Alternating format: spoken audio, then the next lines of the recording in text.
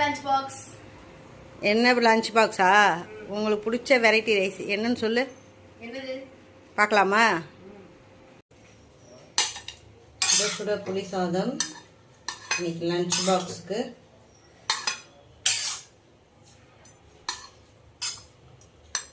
புளி சாதம் எங்கள் வீட்டில் இருக்க எல்லாருக்குமே பிடிக்கும்.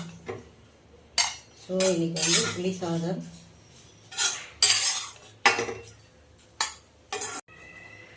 வெண்டைக்காய் வறுவல்,